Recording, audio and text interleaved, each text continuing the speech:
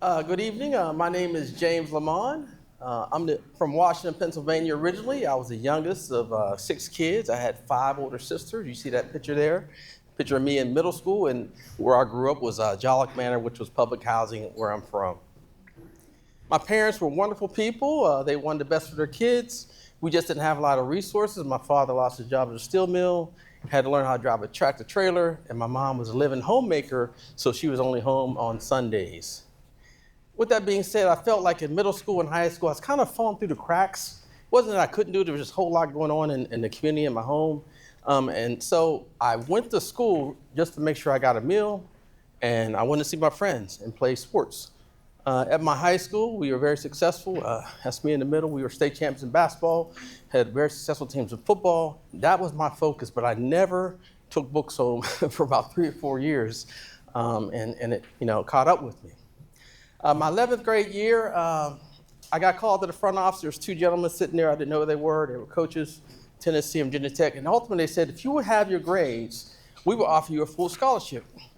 And I thought about the opportunity I could have if I could try to get my grades up. So I worked real hard my senior year, and I still had graduated with a cumulative 1.4 GPA. Now, with that being said, it was a whole lot going on. I take responsibility for that. But the bottom line is I just wasn't doing what I should have been doing. So after graduation, I worked at a steel mill for 8 days. And this brother said, yes, sir, this brother said that was not made for me. I don't know how my father did that for 20 years. It's not happening with me. So I called my high school coach, who's still my mentor to this day, a guy I wanted Calvo. I said, can you call Tennessee or Virginia Tech, one of the schools, wanted me to go to junior college in Kansas, Texas, or California? They ended up flying me out to visit Kansas. That's where I decided I was going to go. When it was time to go there in the summer, I did not have enough money to catch the bus from Pittsburgh to Kansas. So someone dropped me off in Cincinnati. It was a 36-hour ride. I cried the whole way. 8-hour layover in Chicago. I cried the whole way. When I got to Kansas, I think they thought that I was crazy or something because I was just angry. And but what I realized, I should have been angry at myself. I was the reason why I was in Dodge City, Kansas, in the middle of nowhere. But the people were awesome there. They treated me so supportive. They were so supportive of me while I was there, and I really appreciate that. I did reset myself, got my grades together, ended up getting a full scholarship to play at West Virginia University, and the Mountaineers. So, but while I was there, I kind of had refocused myself because my last year in junior college, I got hurt, and I missed almost the whole second year, and it made me realize how important my academics were. When I was at West Virginia, we had a very good team. We were 11-0. We lost the national championship, the Notre Dame Fiesta Bowl. I was fortunate enough to catch a touchdown, and they called it back. But the point is, that was not my highlight. I was just so focused on graduating. That was the most important thing for me. So when graduation came, my parents were able to be there. For me, that was such a major event for all of us.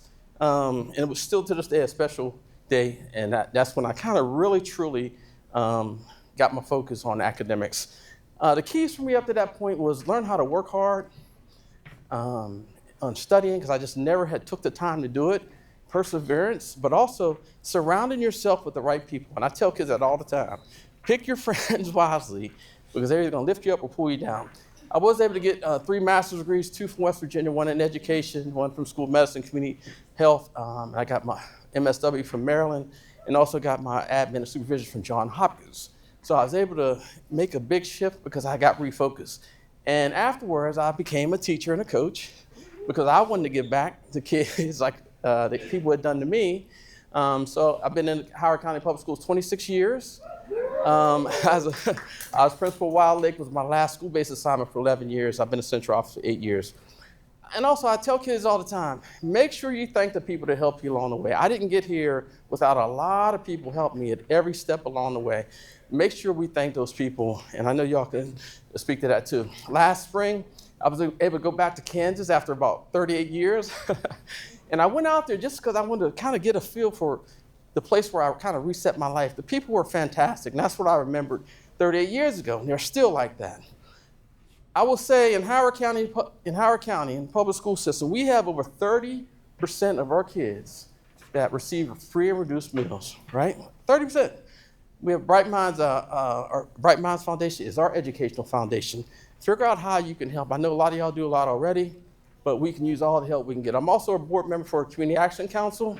Last year, they distributed over 1 million meals in Howard County. not in Baltimore City or DC, right here in Howard County. So find a way to get involved. I know some of you are doing a lot already, but we have a lot of kids and families could use your help, so thank you for listening.